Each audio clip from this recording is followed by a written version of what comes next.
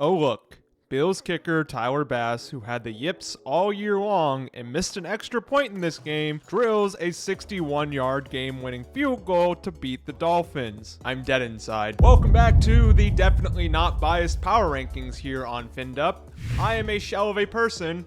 Let's get into it. Honorable mention to the Arizona Cardinals. While I do believe that the Cardinals have some holes on their roster, more specifically the defensive side of the ball, I can't argue with the fact that they are a hard-nosed, tough football team who doesn't beat themselves. Jonathan Gannon is showing that he is a good coach in year 2 in Arizona as he has those boys playing hard. Kyler Murray is having a good year as they have won 3 straight games to be first place in the NFC West. Number 10, the Atlanta Falcons. The Atlanta Falcons have won 5 out of their last 6 games as big Kirko Cousins is getting more and more comfortable in that offense with each passing week. They are 6-3, first place in the NFC South, and they have already beat their biggest threat to winning the division, the Tampa Bay Buccaneers, twice this season. Unless things drastically change between now and the end of the season, they should be a shoo-in to win the division. Number 9, the Green Bay Packers. Coming off a tough loss to the Lions on a rainy Lambeau Field on Sunday, the Packers are showing they aren't quite there yet. Jordan Love had a bad pick 6 to end the half in this game, which was a huge swing of momentum, but I still think Jordan Love is the guy. LaFleur is a very good head coach, and the defense is playing incredible right now as they held a very potent Lions offense to under 300 yards and only 17 points defensively. Packers are good, but they're just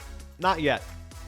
Real close. Number 8, the Philadelphia Eagles. There's a lot that I can talk about in the Eagles' 28-23 win over the Jaguars on Sunday, like Nick Sirianni's mind-blowing refusal to not just kick an extra point for some reason in this game, but I'm not going to talk about that.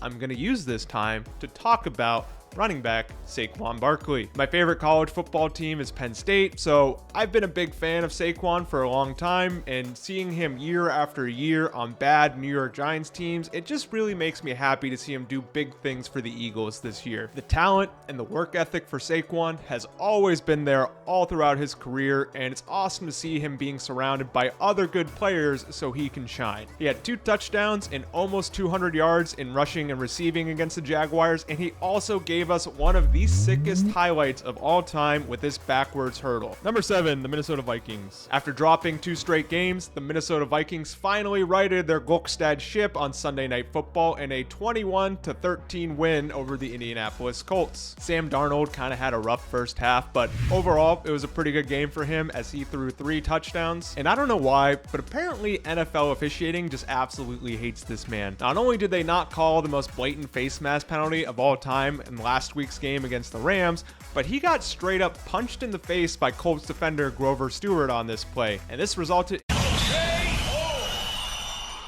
in a sack strip fumble, which was picked up for a touchdown, but it should have been called because, like I said, he literally got punched in the face. If this happened to Patrick Mahomes or Josh Allen, the NFL would launch Grover Stewart into the sun. Number 6, the Washington Commanders. The Washington Commanders are a good football team, and they did what good football teams do and went into the Meadowlands and beat their divisional opponent, the New York Giants. Jaden Daniels didn't light the world on fire in this game, but he didn't really need to. He had an efficient game where he threw 2 touchdowns, both of which went to his favorite target, Scary Terry McLaurin, and the Commanders defense gave us one of the greatest stat lines of all time as Daniel Jones in the first half of this game went 4 for 4 for 0 yards and 1 touchdown. Incredible. Number 5, the Baltimore Ravens. The Ravens reared their leg back as far as it would go, and they kicked the Denver Broncos square in the nuts on Sunday in their 41-10 victory. Future Hall of Famer Derrick Henry continues to be an invaluable addition to that offense as he had another great game going over 100 yards,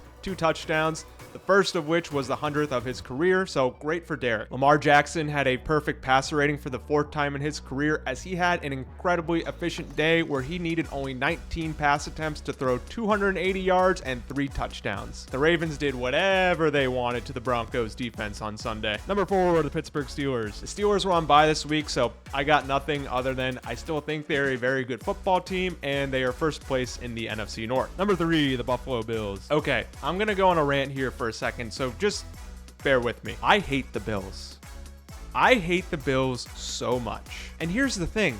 If they played in any other division, I would love the Bills just like how I love the Lions. But ever since Josh Allen came into the league, I've had to watch them kick the crap out of my favorite team, the Miami Dolphins, twice a year. And it hurts. It hurts. Tua had his best game against the Bills ever. He led the team down the field in the fourth quarter, making play after play, and then eventually threw a no-look pass touchdown to Jalen Waddle to tie the game up with 1:38 left. And what happens? The Bills get bailed out by a ticky-tacky, unnecessary roughness penalty, and then kicker Tyler Bass, who missed an extra point in this game and has had issues all year long making field goals and extra points, absolutely drills a career-long 61-yard field goal for the Bills to win the game, and I just had to sit there while it happened to me. I don't want to be around anymore. Number 2, the Detroit Lions. The Lions went into a chilly, rainy Lambeau Field on Sunday. Weather don't matter. Early in the game, one of their better defensive players, Brian Branch, got ejected for absolutely no reason. Don't matter. The offense didn't have their best game ever as they were held to 261 yards. Don't matter. The Lions do enough to win week after week, and they do it in a variety of different ways, and currently they sit alone atop the NFC North at 7-1. Number 1, the Kansas City Chiefs. The Chiefs improved to 8-0 on Monday Night Football as the battered Tampa Bay Buccaneers gave them absolutely everything they could handle, forcing the game to go to overtime. But find you someone who loves you as much as the NFL loves the Chiefs. In the third quarter, a promising Bucs drive was stalled out due to a phantom face mask penalty on Tristan Wirfs, and the Bucs needed to settle for a field goal after a 1st and 25. And then an obvious false start penalty was not called for the Chiefs 2 plays before their game-winning touchdown in overtime. Chiefs gonna Chiefs. That's the video. Thank you so much for watching. If you like this one, check out some of my others, and I will see you Friday for the Thursday night recap. I love you all. Bye.